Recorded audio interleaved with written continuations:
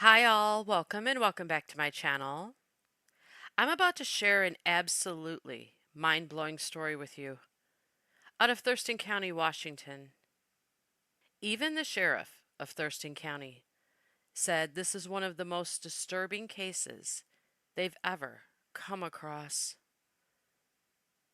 It's about an 82-year-old beloved grandmother who hired a handyman who, on paper, probably sounded like a dream come true. He was a veteran from the military with a family and 5 children, and he had even been a pastor of a church.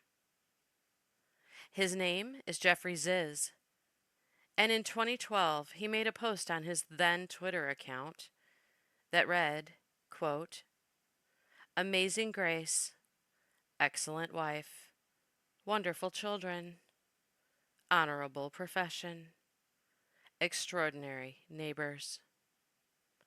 I almost feel guilty." Which sounded great, I'm sure, to all the people who didn't know he really was. And I'm sure when 82-year-old Marcia Norman hired him to be her handyman, he probably never told her that he was no longer a pastor because he was fired after he was charged with inappropriate conduct of the SA kind with his own daughters. Charges court documents show he confessed to. But he only served 11 months for those horrific charges because he agreed to enter into a treatment program as a condition of his early release. So, once he was back on the street, he needed work. And along came Marcia Norman. And because Marcia was said to be such a kind person, she befriended her dream come true handyman, not knowing he would become her worst nightmare. In fact, she was so kind that even when Ziz showed her a bit of what he was capable of, she tried to be understanding and thought she remedied the situation. Not knowing that Ziz was developing an attraction to her, Marcia told her son that one night, in the middle of the night, she was startled awake and found Ziz standing at the foot of her bed, watching her sleep. She had no idea how long he had been there, but she knew he let himself into her home. But instead of losing her mind and calling the police, she told her son that she told Ziz it was inappropriate for him to be there and he needed to leave. She told her son that she later spoke to Ziz and made it clear to him that they were to keep a professional relationship and that he was not to cross those boundaries again, which, it seems, he may have abided by, because just months later, Marcia invited him over for dinner. Then she disappeared. Now to Thurston County, where a desperate search is underway to find an 82-year-old woman who vanished early last week. KIRO 7's Jason Sloss is outside the sheriff's office right now. Jason, you actually spoke with the neighbor who reported that woman missing. Yes, and he says he and his wife have been neighbors with that woman for 20 years and that the circumstances surrounding her disappearance are unusual and alarming. Thurston County Sheriff's investigators are looking for 82-year-old Marcia Norman. They say she disappeared under suspicious circumstances from her home near the city of Tenino. She was last heard from on the evening of Tuesday, April 1st. Right from the beginning, I didn't have a very good feeling about the whole thing. Ron Culpepper lives next door and says his wife was supposed to get a ride from Norman to a nail appointment the next morning, but her friend never showed. She called her cell phone and landline, never got anybody. We kind of at that point just said, well, she forgot. She's not prone to forgetfulness. She's pretty active and mentally very acute, but, things do happen. The day after that, Culpepper says they went to Norman's home to check on her. She wasn't there, but her vehicles and other valuables were. We went in and then found that her purse was there and her wallet with some money and credit cards and Her medications had been taken for Tuesday morning, but not past that. Things didn't look like a disturbance, but things weren't picked up, and she's a very neat person.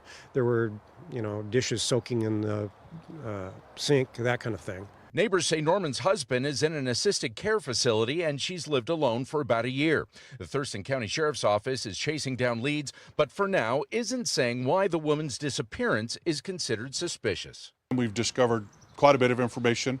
At the moment, we're not willing to share that information and a lot of the details right now while we're still investigating this. But we have concerns for her safety and well-being. She hasn't been seen.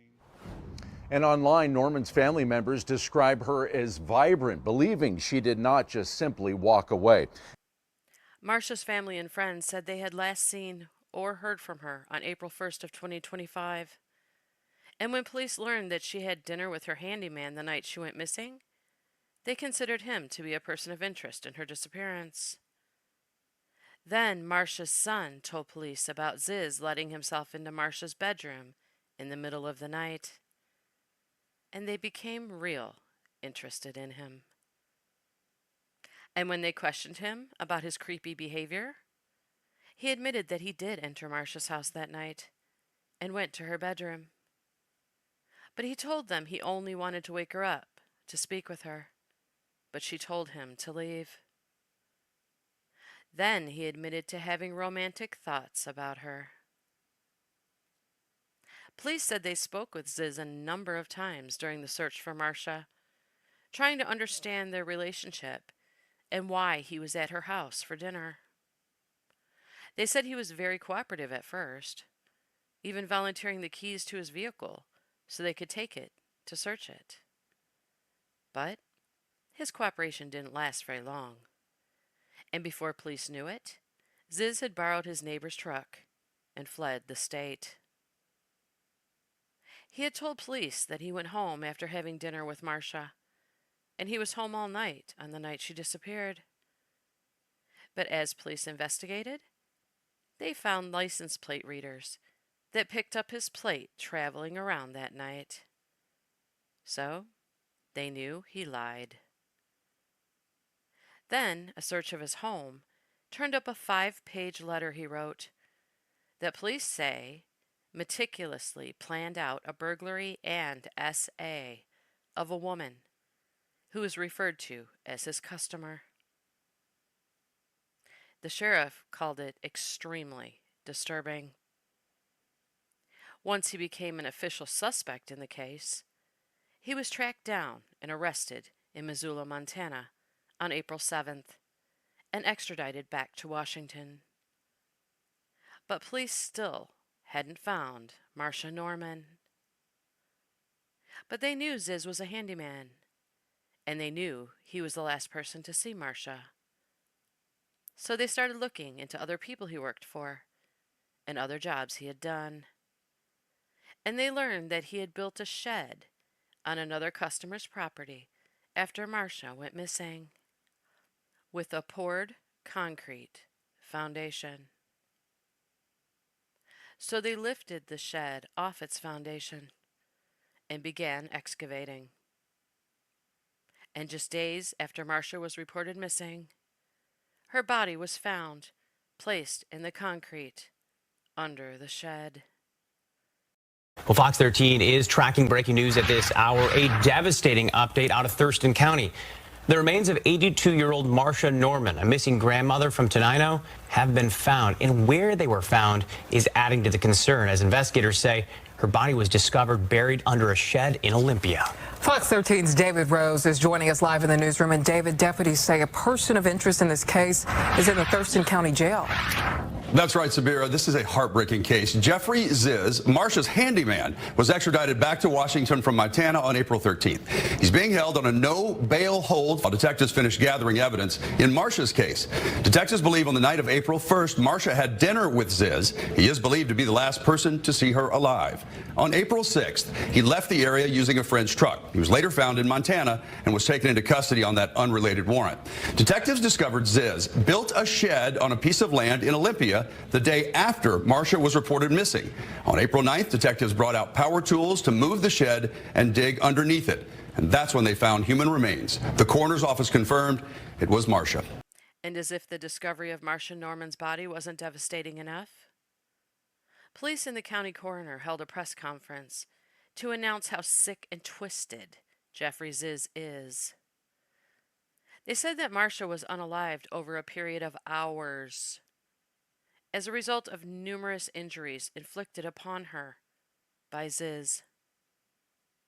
Among the weapons used to wound her, a nail gun, used to drive nails through wood for construction. The coroner said her wounds were consistent with her being tortured by Ziz for hours before she lost her life, and he took her body to his job site and placed her in the concrete.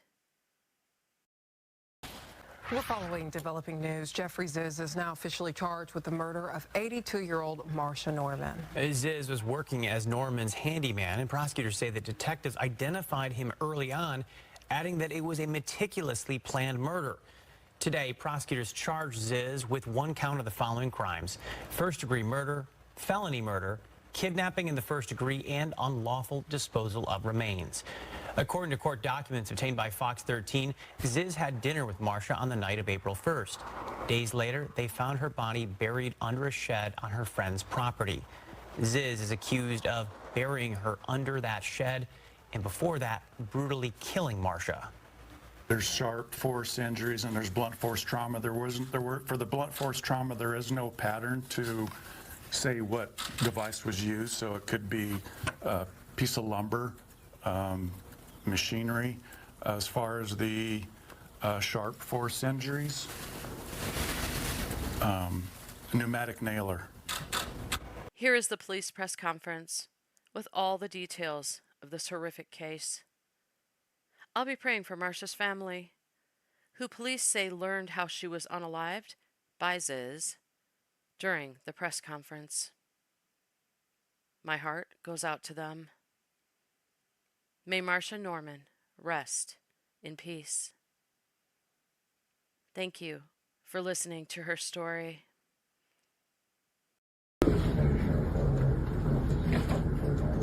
Alrighty, so good afternoon. My name is Derek Sanders. I'm the Sheriff of Thurston County. I appreciate each of you coming today to hear a little bit more about Marcia's story. I'd like to focus it on being her story and the life that she lived. And part of this discussion today will be the investigation where that took us over the last few weeks. So first off, I would like to thank a number of our partners. This investigation would not have been possible without them. We have JBLM, CID, Washington State Department of Corrections, King County Search and Rescue with some exemplary canines that they brought with them, Olympia Police Department, whose flock camera system actually helped solve this case, Idaho State Police, Missoula Police, Missoula County Sheriff's Office, the Washington State Patrol, who dedicated dozens of hours to our cause, the Thurston County Coroner's Office behind me, and the Thurston County Prosecutor's Office behind me.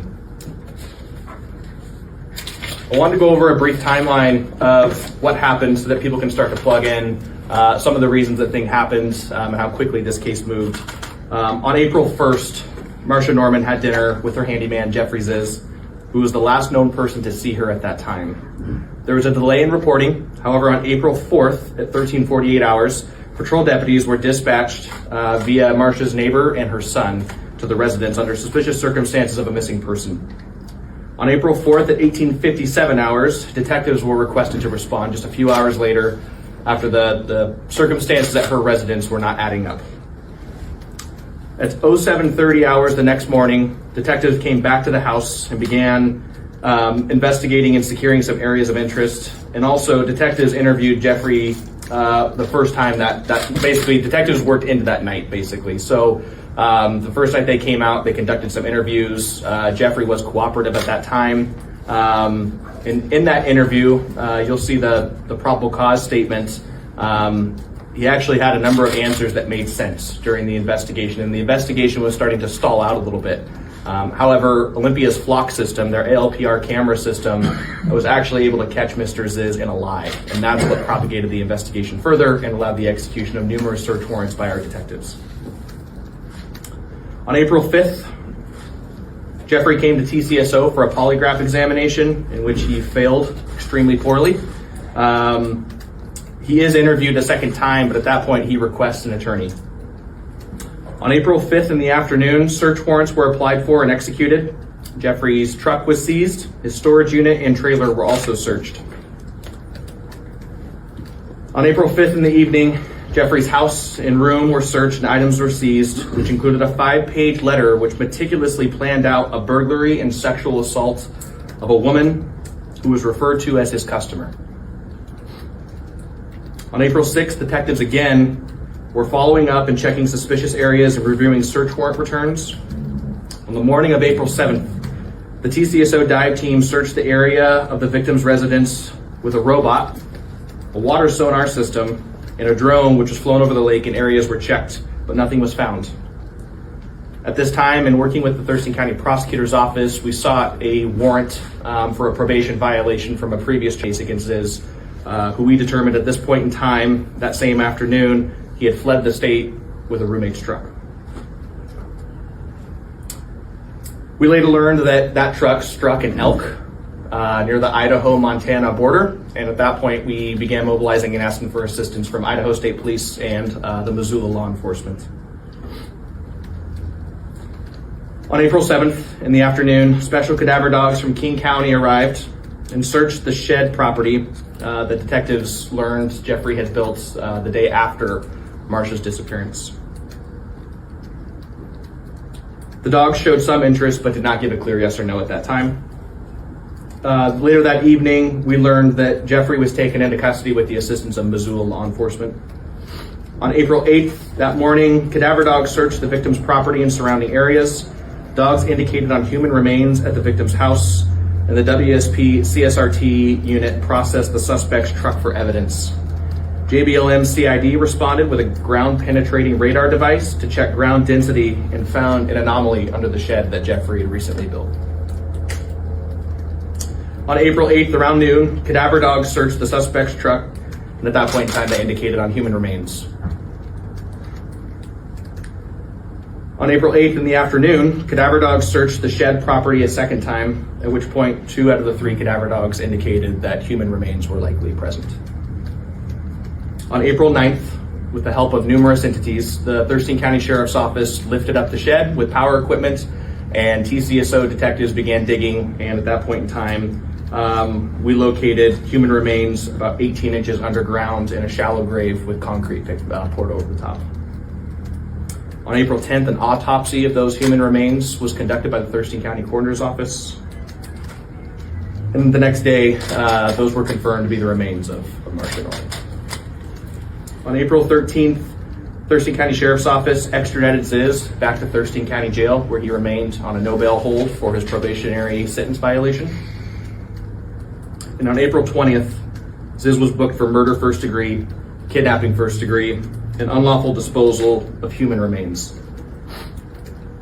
One of the interesting things about cases like this is that our Thurston County detectives oftentimes spend a lot of time getting to know the family.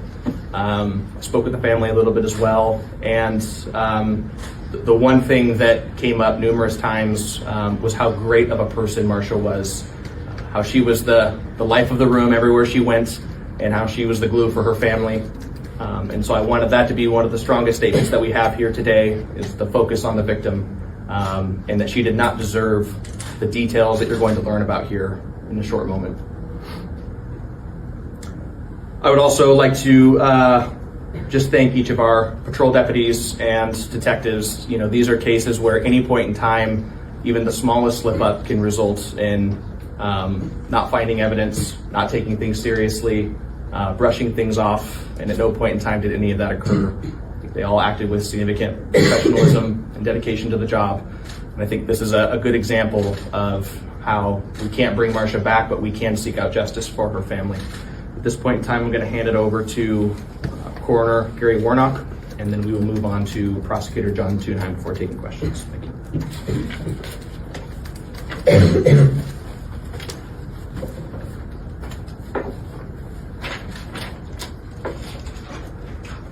Good afternoon.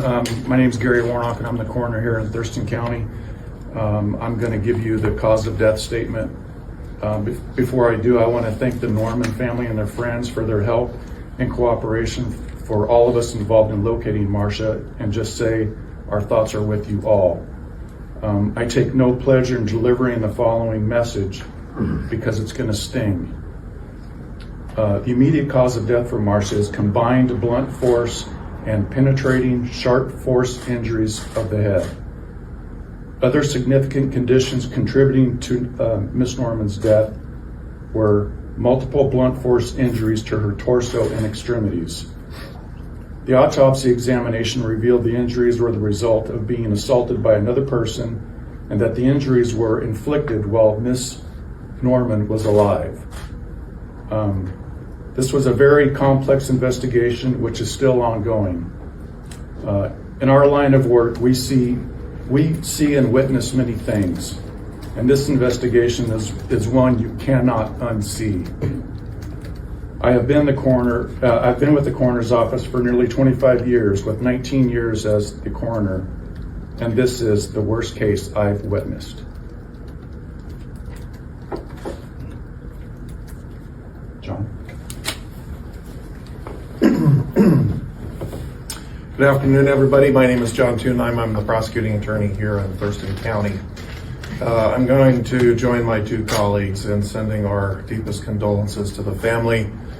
One of my deputy prosecutors and victim advocate and I had a chance to sit down with the family today and talk to them prior to the court appearance that you were there present earlier, and heard very much the same things that you've already heard about Marsha, including what a tremendous family person she was, how she loved her family, how her family loves her, her love of music and art and traveling, and the list goes on and on. She was very clearly a vibrant and thriving person. And I think we all, the entire community, is mourning her loss as we speak. As you've heard, today was Mr. Ziz's first court appearance, preliminary appearance. We started consulting in this case back when the sheriff's office identified Mr. Ziz as a person of interest, as you heard. When we learned that he potentially had fled the state, we applied for and obtained a warrant for his arrest to try to have him arrested on violation of his prior sentence, which he was serving as a treatment sentence from a prior offense. So that warrant was immediately issued and provided the basis for the Missoula authorities to make the arrest that they did at the time. Since then, we've continued to consult with the sheriff's detectives and ultimately determined that we were ready to proceed forward with charges of murder in the first degree, kidnapping in the first degree, and unlawful disposal of human remains, which is why we sought today probable cause for those offenses. We now have until the close of business on Wednesday to formally file those charges, and I expect that to happen sometime within the next 2 days. Following that, there will be an arraignment scheduled on May the 6th at 9 in the morning. At that arraignment, the judge will formally advise Mr. Ziz of the charges that have been brought against him. He will enter an initial plea to those charges, and assuming that that plea is not guilty, then the court will proceed forward with setting additional hearings, including an omnibus hearing, a trial confirmation hearing, and a trial. And that initial trial setting will be within 60 days of the date of arraignment. So probably sometime in early July would be my prediction. That trial date, I know, as you all know, is subject to change as the investigation continues and the lawyers begin preparing the case for trial. We will continue to work with the sheriff's office. This is still a continuing investigation. There is evidence that has been collected that will be going to the crime lab for analysis, and so as that develops, we'll be continuing to analyze that evidence and review the charges. The charges that we anticipate filing in the next two days are not necessarily the final charges. They are the first set of charges, and we'll continue to evaluate the case to determine if different or additional charges are appropriate. I think that would end my initial statement, and we can start with some question and answers. And as Tara indicated, we'd like you, if you have a question for one of us, to identify which you are asking the question to so that we can respond accordingly. Sheriff, any indication why this happened? It went from a dinner that sounds like she invited him to dinner, made him dinner at her home. He was a welcome guest there, and then she's horribly beaten to death. What happened? Well, it's hard to always come up with a motive. We find a lot of things in law enforcement. You usually find out who, what, when, where, how. Why is something that we don't always get an answer to. But if I had to guess at this point in time, it's because the suspect we have in custody is a violent person. Sheriff, what do we know about who was supervising him on his community custody, and is there any prior violations while he's been out? I do not know of any violations that have occurred. I believe it would be the Washington State Department of Corrections. The letter that was found for a customer, anything that happened in the letter that also we believe evidence shows happened in this case? There are similarities. Can you expand on that? That part we're still investigating. And again, this, just because Mr. Ziz is in custody and charges are being filed, detectives have a lot of follow-up to do on this case. The letter that they uncovered is extremely disturbing. Yeah, where her remains were found, was that his property or a friend's property or her property? I was kind of confused on that. Totally separate property that he was also conducting business on. Was that here in Thurston County? It was. Was it his property or separate? Yeah, Not his, yeah, correct. not hers, somebody else. Correct. Yeah, third party. Can you talk about that flock system? I don't know if a lot of people know what that is. It's an Olympia PD thing, how that was, what it is and how it kind of helped with the case. Yeah, so flock cameras are automated license plate reader cameras, and essentially they provide two separate functions. The first is that they can provide real-time hits for law enforcement.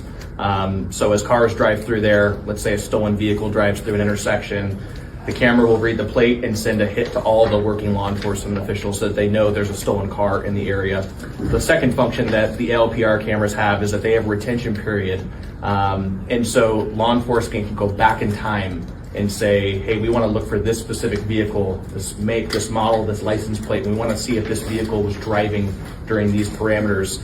And so in this case, it was extremely helpful because whereas Mr. Ziz stated that he was home the night that Marcia went missing, we actually had conflicting information when his truck was located on a flock camera. And so that was the first step in which we were able to put him into a lie and then expand further and dig further.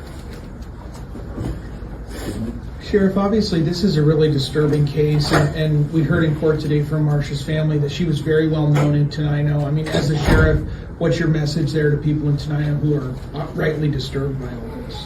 Well, this is a disturbing case. I also think that there's some solemnness in swift justice. So the speed at which Thurston County Sheriff's Office and the prosecutor's office and the coroner's office were able to identify a suspect, get a suspect in custody, and get charges filed, I think also goes to show that we're hoping the days of all these cold cases are over, and that it's extremely hard to get away with something like this in Thurston County these days. Is he being looked at any other outstanding cases? Nancy Moyer missing out of Tenino. I mean, any other cases that are being looked at? That follow-up investigation will be done. Was there any evidence to suggest this was premeditated? Did he buy anything prior to that dinner? Can you explain maybe some of the... Well, I won't compound on that if the prosecutor wants to chime in on that. I believe that part of the murder first degree piece comes also with some of the cause of death issues. When you see the traumatic injuries that occurred, and knowing that she was alive for those injuries, I think that's where a lot of that murder first degree piece comes in. And like the prosecutor said, those charges could increase to aggravated murder at a later date. It could go down to murder second. But what we're trying to do is use the probable cause that we have, the evidence that we have today, to get this case rolling, and that investigation will continue. I have a question about the wounds. Is there a weapon that you were seeking or have gotten into evidence? I will let the coroner answer that question. What's that again? Is there a weapon that you're seeking in relation to these wounds? Like you said, a sharp object or something? There's sharp force injuries and there's blunt force trauma. For the blunt force trauma, there is no pattern to say what device was used. So it could be a piece of lumber, machinery. As far as the sharp force injuries, pneumatic nailer. And I'm going to back up a little bit. Her onset from injury to death was not instant, it was hours. So these injuries compounded and reoccurred while she was still alive. Do we know where that happened? No. We found a location I'm not aware, Drew, of a location yet. And just to be clear, do we think she was deceased when she was placed in that shallow grave? Yes. So just for the timeline, Mr. Warnock, so the nail gun, that was used hours before she died, what you believe? It was used in the progression of the assault. Okay. So it wasn't an instantaneous death.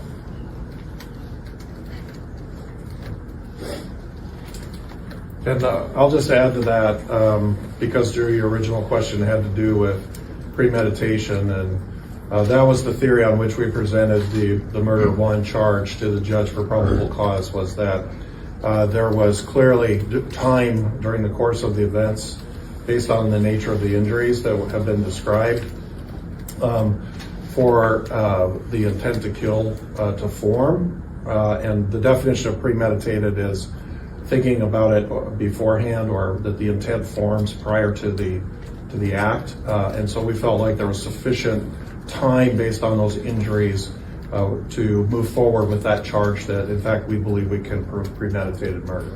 Would you call this a torture, and was she tortured? I think that her injuries could be consistent with torture. It's hard to say based on what we know right now that was exactly what happened. But because these injuries happened over a course of time, I think that's a possible inference from the evidence. But I'm not ready to say that conclusively. But accurate to say she suffered for hours leading up to. Yes, that's the coroner and the pathologist who did the examination indicated that there was time that elapsed while these injuries were being inflicted.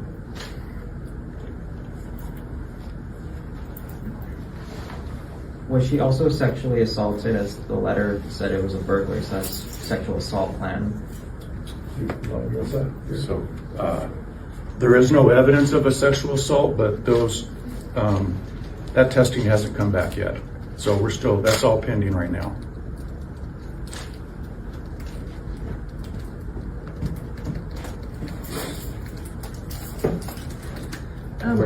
Where was he found?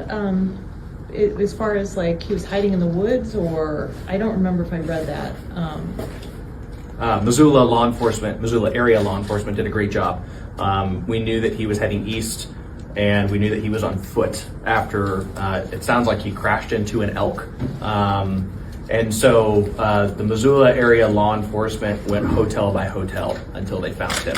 And at that point, I believe they preemptively started the SWAT team at that point and took him into custody at an area hotel. You mentioned that the block system causes an lie, and then you mentioned the polygraph test as well. Was there anything additional from that test that helped you solve the case? From the polygrapher test? Yes. Not to my knowledge, no. But once he failed the polygraph, he left the state. The paperwork details this incident a couple of months ago where he broke into her home. hindsight's 20/20, but you would have liked to have known about that prior. I mean, when you heard that it happened. Certainly, and you know, I'm not going to second guess what was going through the family's mind or Marsha's mind at that point in time. But yeah, I mean, you know, if someone breaks into your house and is standing over you, we would like to know that. But again, it's always tough to know exactly what was going on in their minds at the time and how they perceived that. So. Despite that, she trusted him though, and had him back. Were there any other red flags that the family or neighbors had identified with this man? Not particularly with this man. Mostly just with the manner in which Marsha went missing. There were a lot of red flags. You know, when we were going through the house, you know, things were basically just left at a point in time. Dishes in the sink, bed made. No, I mean, I believe everything was still at her residence, including her vehicles, except for her phone. So the only two things that were missing were her and the phone. So obviously that's not normal. The family correctly identified how abnormal that was and worked quickly to get that information to us. Was the house broken into? No signs of a disturbance. So, I don't know if you explained it. Was she coaxed out somehow, or like, hey, come with me somewhere, or forced her to go to another area from the home? Well, that part I believe is still under investigation, but he was invited into the home. If that's what you're asking. So this was a scenario where he was a welcome guest inside the residence, but we don't know exactly what happened in those final moments. No signs of trauma at the house as far as broken things or blood or anything? No. Some tire marks leaving the driveway. That also made the investigation initially very challenging for detectives. Do you know if Marsha or the family were aware of his criminal history prior to this? We don't. I don't know that they were aware of his criminal history.